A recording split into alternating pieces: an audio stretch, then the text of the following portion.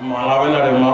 কে তাজা মালা, কে ফিটফাট tight body, hot temper medium face, আমি পড়িয়ে দিলাম। আমি তারিণী ঘোষাল, আমার মায়ের পেটের বিফোর টাইমের 20 মাস চলবো, বলবো আর অজগরের মতো গিলবো। তুই হাওয়া হও, গোবা হও, নজর যখন একবার পড়েছে তখন থেকে আমি কেটে ফুটে খাবো।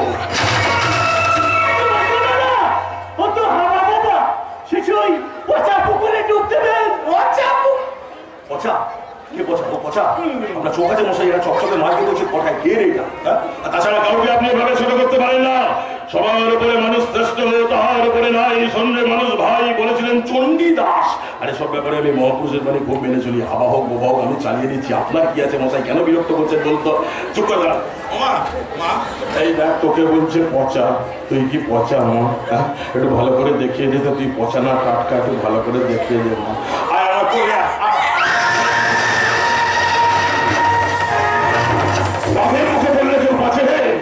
বাপ খুব সুন্দর প্রাণী, কিন্তু কতটা হিংস্র সেটা হয়তো সে নিজেও জানে না। আহত ভাগের আবার খিদে অনেক বেশি, তাই তোকে আজ আমি খাবোই। দেখ আজ যদি আমি তোকে ছেড়ে দিই না, আমার ক্যারেক্টারটাকে খুব অপমান করা হবে, জানিস তো মা, ভীষণ অপমান করা হবে। আচ্ছা তুই খুলবি নাকি আমাকে খুলতে হবে? মানে তুই কিছু করবি না, তুই খালি করবি, আমাকে সব করে নিতে হবে।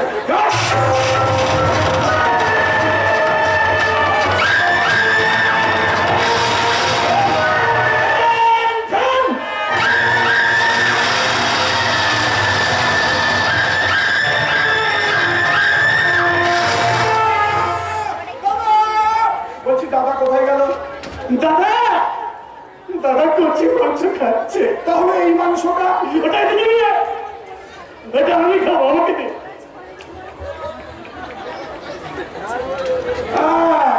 তাহলে আপনি খান, আমি এখন যাই।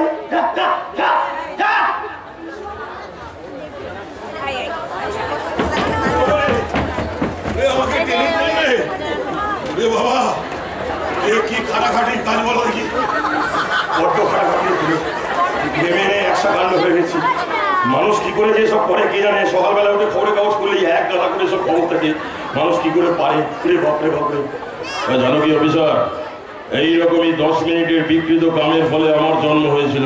তাই আমার সারা শরীরে বইছে ব্যভিচারের বদরক্ত। আমার জীবনে কোনো ভূগোল বিজ্ঞান নেই, আছে শুধু পশুর মতো বিকৃত কাম। এরকম ধর্ষণ আমার প্রাত্যহিক ঘটনা। তাই বলে আমার ফুর্তির জন্য আমার ভাবমূর্তি নষ্ট করে আমি চাই না।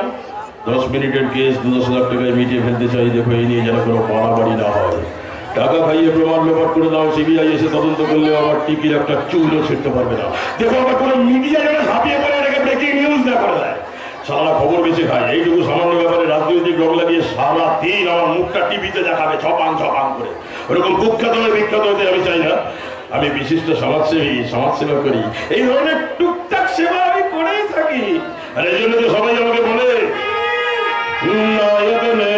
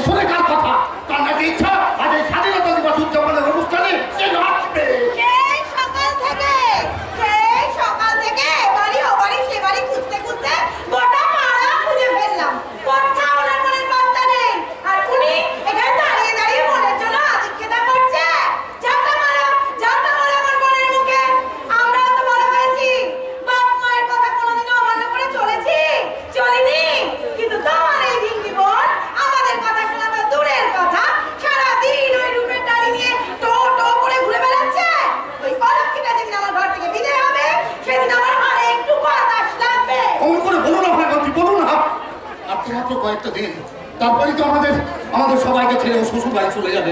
তাই তাই সে ঘটাবে গাছে দয়া করে আমার বোনটাকে শান্তিতে থাকতে দাও।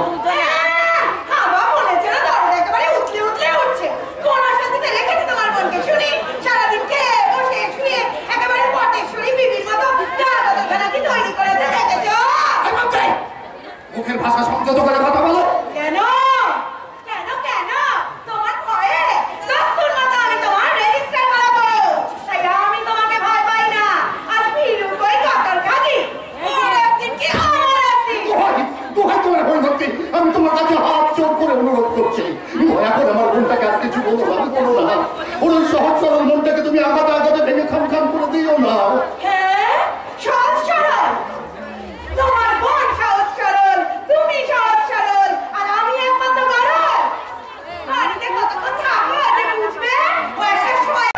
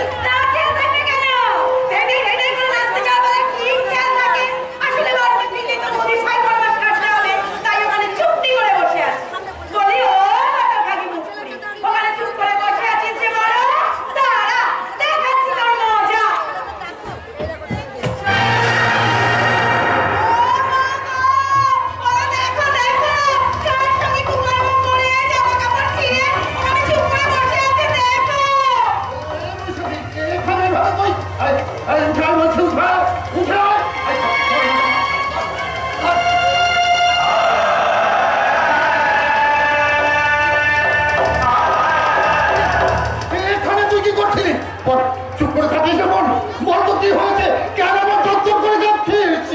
মুখ পুড়িয়েছে তোমার আদরের বোন, আমাদের মুখ পুড়িয়েছে। দেখো পাড়ার কোন ছেলের সঙ্গে একেবারে ঢলাঢলি করে আমাদের মুখ পুড়িয়েছে। থাকবো না তোমার ওই পাপ পুড়িতে, আমি আর থাকবো না। ঠিক হয়েছে, আদরের বোন দাদার মুখে একেবারে জামা করতে দিয়েছে।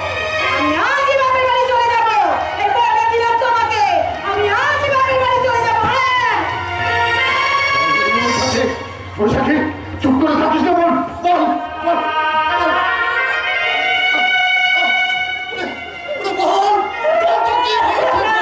একটা হিংসা হয় না, ও সর্বাঙ্গে ছড়িয়ে দিয়েছে কামনার তীব্র বিষ।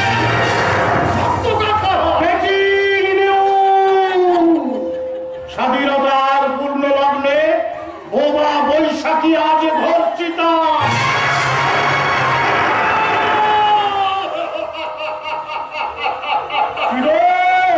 মাথার উপরে বসে কি ভাবছ? তোমার প্রতিবাদ কোথায়?